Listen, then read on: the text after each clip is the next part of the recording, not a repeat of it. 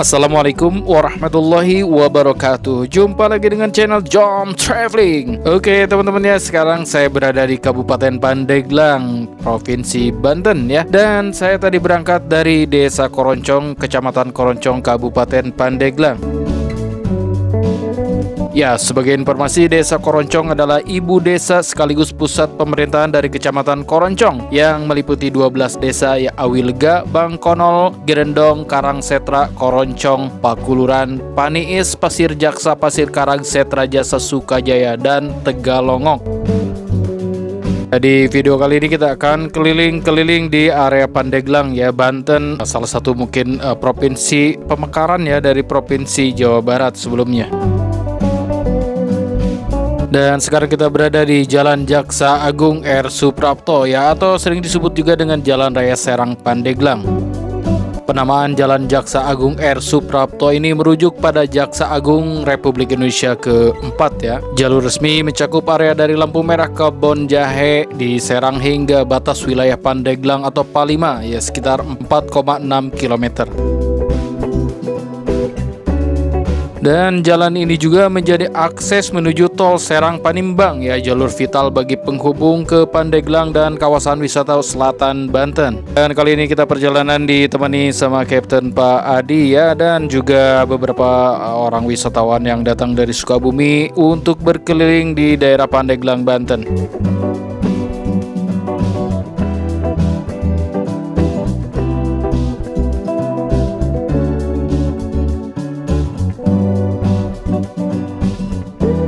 Selamat datang di Kabupaten Pandeglang, Banten ya. Ini merupakan tempat yang menarik untuk wisata budaya dan juga petualangan alam. Pandeglang adalah kabupaten paling barat di Pulau Jawa ya, berada di Provinsi Banten. Nah, luas wilayahnya mencapai 2.746,81 km persegi, dan berdasarkan estimasi pertengahan di tahun 2024, jumlah penduduknya sekitar 1.437.046 jiwa.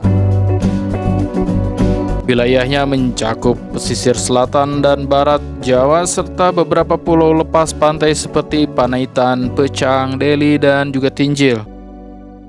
Oke teman-teman ya, kita berkeliling di kota atau di Kabupaten Pandeglang, Banten ya. Sebagai informasi ya, wisata alam dan outdoor yang ada di Kabupaten Pandeglang ini cukup banyak sebetulnya ya. Di antaranya ada Taman Nasional Ujung Kulon, habitat badak Jawa langka ya, dengan luas 497,59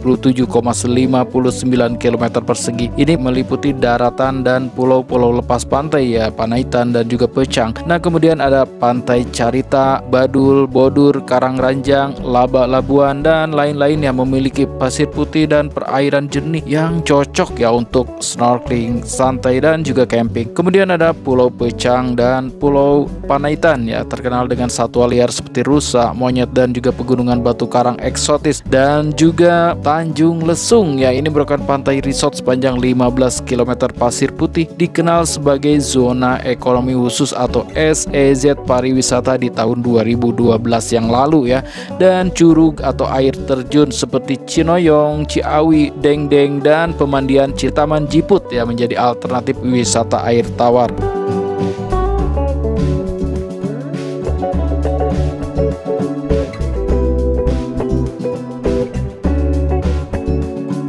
Kemudian infrastruktur dan akses menuju ke Pandeglang ini ya, sekarang sudah ada namanya Jalan Tol Serang Panimbang ya. Itu panjangnya lebih kurang 83,6 km, sudah beroperasi untuk memudahkan akses dari Merak atau dari Serang ya ke kawasan Pandeglang dan juga Tanjung Lesung. Nah, akses ke pulau-pulau seperti Pecang, Panaitan, dan juga Umang melalui pelabuhan di Sumur dan juga Tanjung Lesung. Untuk budaya di Pandeglang, Banten ini ya, dominasinya memang bahasa Sunda Banten ya, dialek daerah Pandeglang masih kuat di kehidupan sehari-hari. Nah, Kabupaten Pandeglang ini juga memiliki klub sepak bola lokal Persipan Pandeglang ya, yang bermain di Liga 4 ya kalau nggak salah, dan bermarkas di Stadion Badak yang kapasitasnya itu bisa mencapai 15.000 ya. Pandeglang dikenal juga sebagai bumi sejuta pesona ya, karena memang kekayaan alam, budaya dan sejarahnya yang memikat ya. Dan Pandeglang menjadi rumah bagi Taman Nasional Ujung Kulon ini yang paling terkenalnya mungkin ya, salah satu situs warisan dunia UNESCO dan habitat terakhir badak Jawa yang nyaris punah. Disinilah alam liar bertemu dengan samudra luas, menghadirkan pesona pantai Pecang, Pulau Panaitan hingga surga pasir putih Tanjung Lesung. Tidak hanya itu ya, Pandeglang juga menyimpan jejak spiritual dan tradisi yang kuat. Bahasa Sunda Banten masih kental ya diucapkan oleh penduduknya, sementara adat istiadat kampung-kampung tua terus dijaga. Tradisi khas seperti paculan ya, kalau di daerah lain mungkin dikenal dengan saweran ya, di desa Koroncong. Nah ini luar biasa ya, paculan di desa Koroncong menambah kekayaan budaya yang sulit ditemukan di tempat lain. Bila teman-teman pengen melihat ya acara paculan di desa Koroncong, teman-teman bisa nonton juga video saya sebelumnya yang judulnya itu Pernikahan Adat Sunda di Desa Koroncong. Di video tersebut lengkap ya untuk visualisasi acara paculan di Desa Koroncong. Boleh ditonton ya teman-teman ya. Dan tentunya ya, kini dengan adanya jalan tol Serang Panimbang, akses menuju Pandeglang semakin mudah ya. Wisatawan dari Jakarta dan sekitarnya bisa menempuh perjalanan dalam waktu singkat untuk menikmati keterangan dan keindahan alam yang masih alami ya di daerah Pandeglang ini. Ya beginilah teman-teman ya untuk suasana di Pandeglang atau Kabupaten Pandeglang ya, Banten. Seperti yang kita lihat ya, sebelah kiri sebelah kanan ini merupakan perumahan-perumahan warga ya, atau rumah-rumah warga. Notabene ya kalau kita lihat jalannya ini mulus ya untuk jalan aspalnya ini.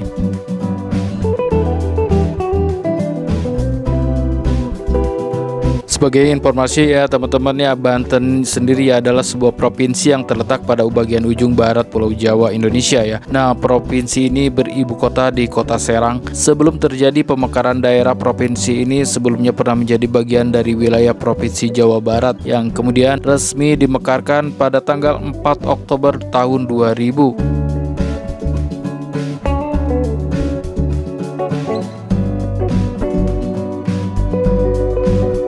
Banten atau dahulu dikenal di dunia barat dengan nama Bantam ya, pada masa itu merupakan sebuah daerah dengan kota pelabuhan yang sangat ramai ya, serta dengan masyarakat yang terbuka dan makmur. Nah, Banten pada abad ke-5 merupakan bagian dari Kerajaan Tarumanegara. Salah satu prasasti peninggalan Kerajaan Tarumanegara adalah Prasasti Cidanghiang atau Prasasti Lebak yang ditemukan di Kampung Lebak di tepi Cidanghiang. Kemudian Kecamatan Munjul, Pandeglang, Banten. Prasasti ini baru ditemukan di tahun 1947 dan berisi 2 baris kalimat berbentuk puisi dengan huruf Palawa dan juga bahasa Sanskerta.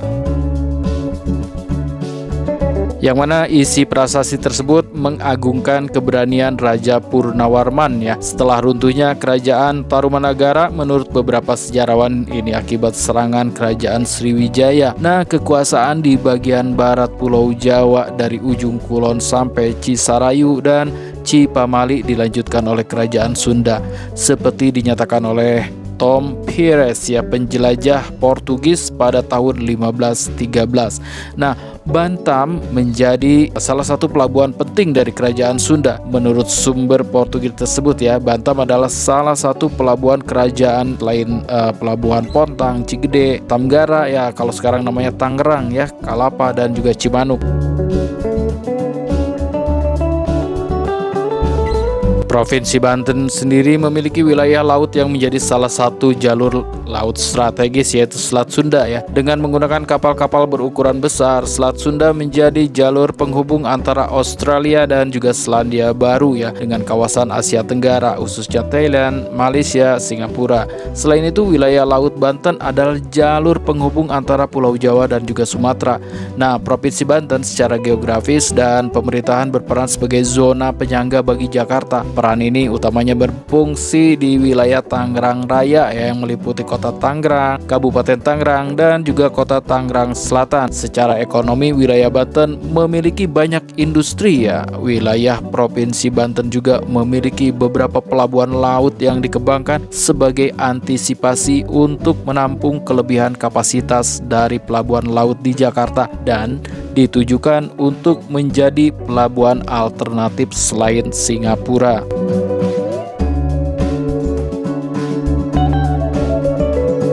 Provinsi Banten ini mempunyai kabupaten atau kota terdiri dari 8 ya. Ada Kabupaten Lebak, Kabupaten Pandeglang, Kabupaten Serang, kemudian ada Kabupaten Tangerang, Kota Cilegon, dan Kota Serang, juga Kota Tangerang sama Kota Tangerang Selatan.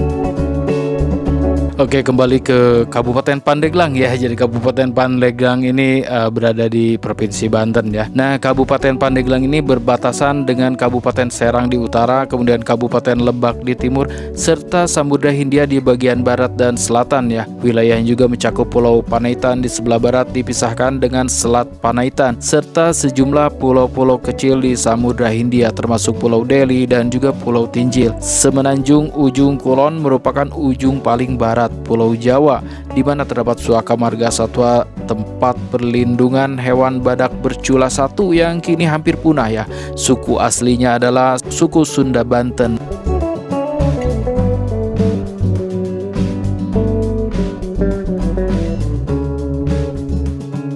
Sedangkan untuk pusat kota Kabupaten Pandeglang terletak di 4 kecamatan yaitu Pandeglang, Karangtanjung, Majasari, dan juga Kadur Hejo ya. Selain itu pusat wisata pantai terdapat di Carita ya. Terdapat 3 gunung di Kabupaten Pandeglang yaitu Gunung Karang, Gunung Polosari, dan juga Gunung Asepan. Yang di sebelah kiri ini merupakan bangunan Bank Indonesia yang ada di Pandeglang ya. Oke teman-teman ya, di depan nanti kita akan belok ke kiri, kita akan menuju ke Jalan Syekh Muhammad Nawawi Al-Bantani. Dan sekarang kita berada di Jalan Syekh Muhammad Nawawi Al-Bantani yang ada di Pandeglang ya. Nah, jalan ini diberi nama untuk menghormati Syekh Muhammad Nawawi Al-Bantani, merupakan ulama besar asal Banten, Tanara Serang ya. Kelahiran tahun 1813 Masehi yang menulis lebih dari 115 kitab fikih, tauhid, tafsir, hadis, dan juga tasawuf. Dan beliau pernah menjadi imam di Masjidil Haram ya, menetap kemudian wafat di Mekah, dan karyanya digunakan di Pondok Pesantren Nusantara. Jalan ini melewati wilayah pedesaan terutama ke arah Labuan Cipocok Jaya ya, yang di sejumlah titik memiliki fasilitas seperti KB, MIS Bani Muhammad Nawawi, dan juga SMPIT Nurul Hidayah di sepanjang jalur ini. Kalau saya baca di beberapa literatur ya, bahwa Pemprov Banten telah menganggarkan hingga 150 miliar ya untuk pembebasan lahan guna pengembangan dan peningkatan Jalan Syekh Nawawi Al-Bantani ini ya sejak APBD 2024, dan infrastruktur fisik jalan akan menyusul setelah tahap pembebasan selesai dalam hitungan tahun. Dan bangunan yang di sebelah kiri barusan itu merupakan kantor Sekda Provinsi Banten ya, yang mana bertugas mengkoordinasi seluruh satuan perangkat pemerintah daerah, menyusun kebijakan, kemudian mengelola keuangan, dan memfasilitasi pelaksanaan tugas kepala daerah. Sekda berperan sebagai penghubung utama ya antara OPD dan juga gubernur atau wakil gubernur. Nah, beberapa unit di dalam Sekda meliputi Biro Administrasi Pimpinan dan juga Protokol, Biro Umum, dan juga perlengkapan ya, Biro Hukum, Biro Keuangan, dan juga Biro Pemerintahan. Oke teman-teman ya, kita sekarang sudah berada di kawasan Kota Serang ya, yang sebelah kiri barusan itu merupakan kantor DPRD Serang. Dan jalannya ini namanya Jalan Brigjen Kiai Haji Syamun. Oke teman-teman ya, tadi kita berangkat mulai dari Kabupaten Pandeglang ya, dan sekarang kita sudah berada di Kota Serang ya. Kota Serang merupakan salah satu kota dan sekaligus menjadi ibu kota provinsi di Provinsi Banten, Indonesia ya.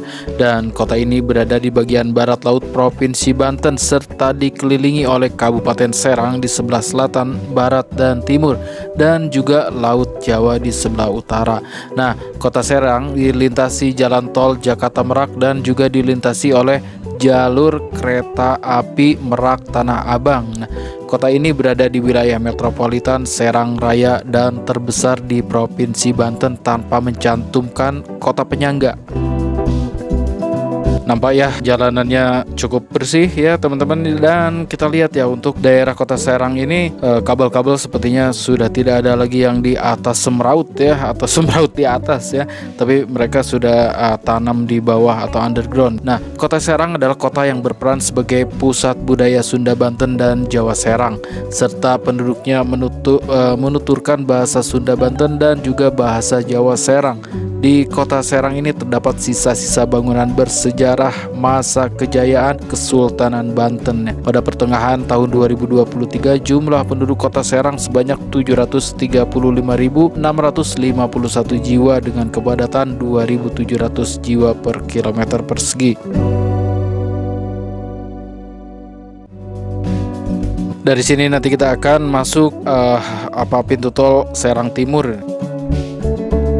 Sebagai informasi ya teman-teman ya, kota Serang merupakan daerah otonom hasil pemekaran dari Kabupaten Serang. Nah, amanat pembentukan kota Serang bermula sejak Undang-Undang Nomor 23 Tahun 2000 tentang pembentukan Provinsi Banten yang menetapkan Serang sebagai ibu kota bagi provinsi yang baru dibentuk itu.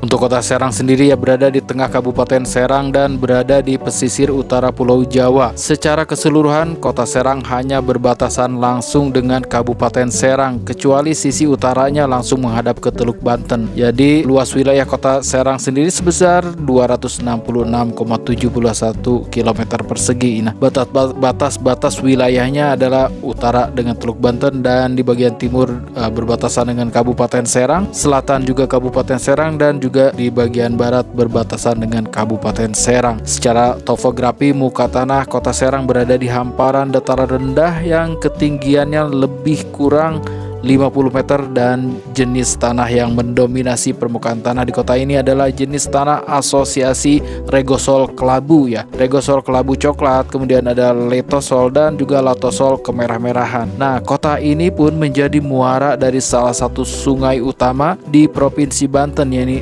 yakni Sungai Cibanten.